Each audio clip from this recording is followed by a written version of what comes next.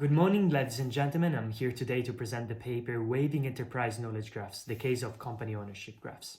The authors of this paper are Paolo Atzeni from Università Roma Tre, Luigi Bellomarini and Michela Iezzi from Banca d'Italia, the Central Bank of Italy, Emanuel Sallinger from University of Oxford and TU Vienna, and myself, Adriano Vlad, from University of Oxford and Università Roma Tre, where I previously studied. This paper is motivated by our experience in building the enterprise knowledge graph of Italian companies for Banca d'Italia. Company ownership graphs are central objects in corporate economics and are of high importance for both central banks and financial authorities, as well as for national statistical offices. They are used to solve relevant problems in different areas, for example, banking supervisions, but also credit worthiness evaluation, anti-money launderings, and many more. In this paper, in particular, we study and introduce three industrially relevant problems related to such graphs: company controls, asset eligibility, and detection of personal links. We formally characterize the problems and present VADA-Link, a framework based on state-of-the-art approaches for knowledge representation and reasoning.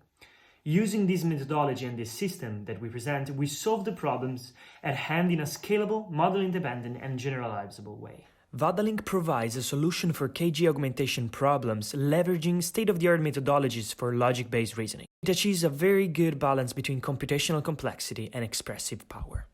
From structured enterprise data source, we also build a property graph that model KG augmentation problems as reasoning tasks on a knowledge graph.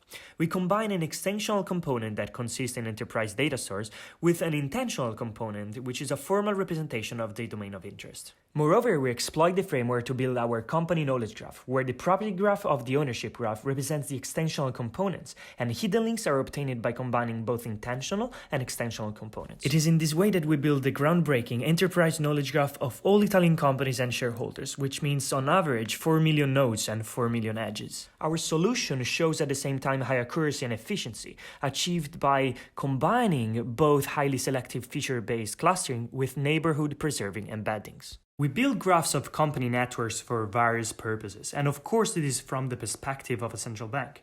But we must be aware that banks investigate ownership for customer onboarding and verification. Among the others, one of the applications is to reveal power, but also to detect collusion and do forensic, as well as evaluate risk and many more.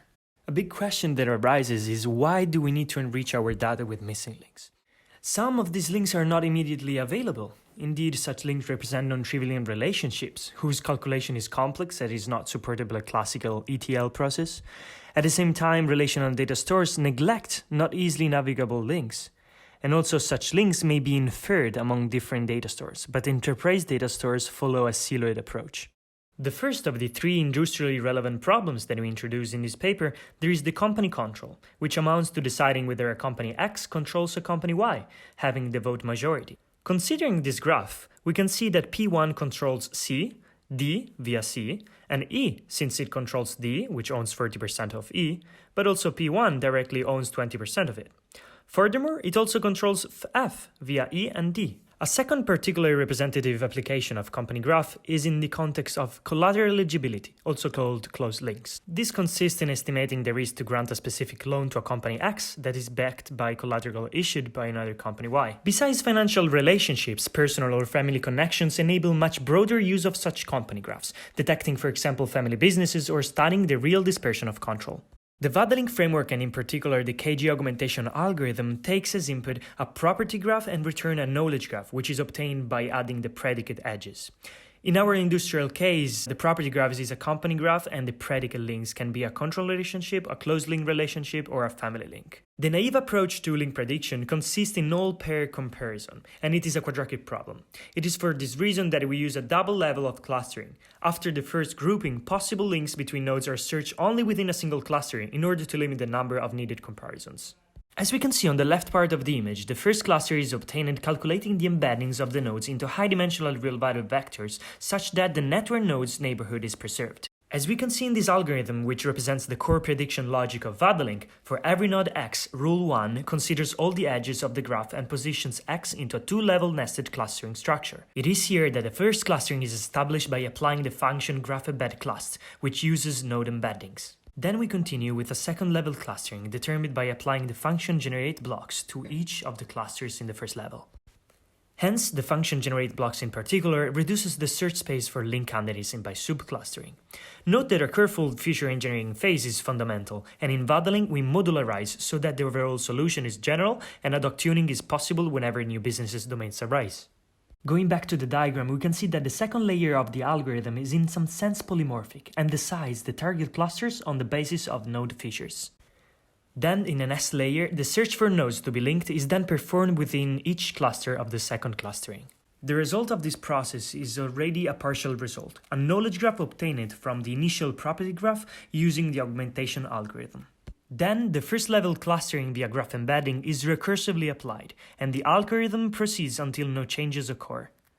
The recursive nature of the algorithm is well represented in this diagram. In fact, on the right part we can see that the property graph in input is then transformed using clustering and scoring into a new property graph, which is then used recursively as the input of the algorithm itself.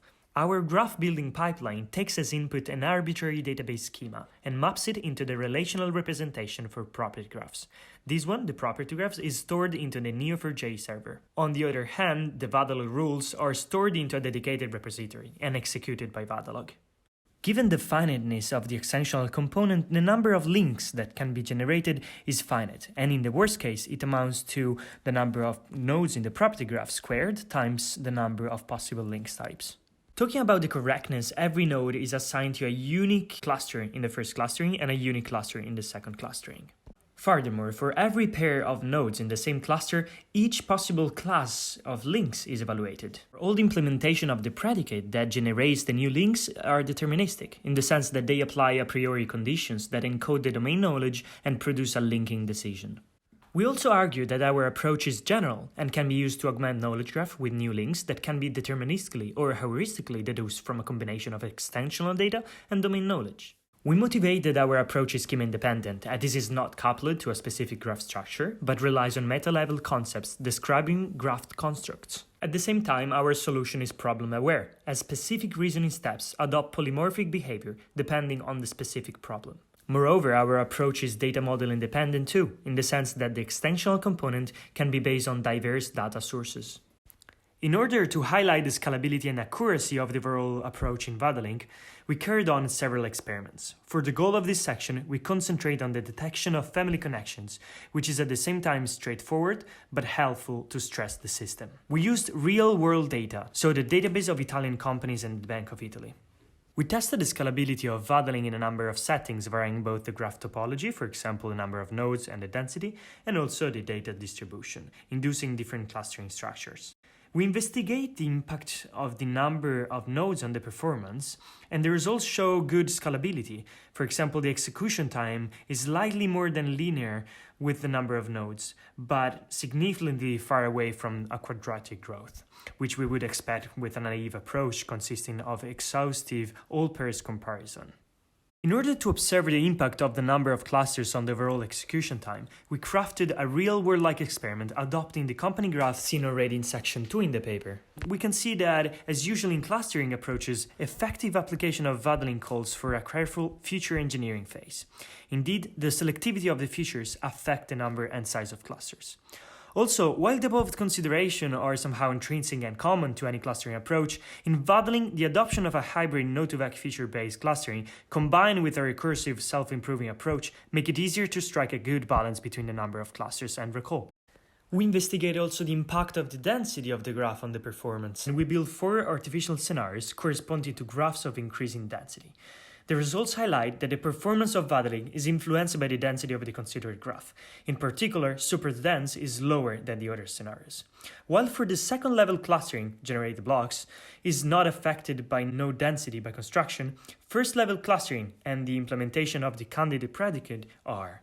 In order to evaluate the accuracy as typically done in the validation of link prediction setting, we consider a graph with some edges arbitrarily removed. Then it is our goal to predict those missing edges, and in so doing we are interested in recall. For our case, an effective balance between efficiency and recall is achieved, and it's between 10 and 20 clusters. The image shows a slow decrease of recall, which proves that robustness of Vadeling.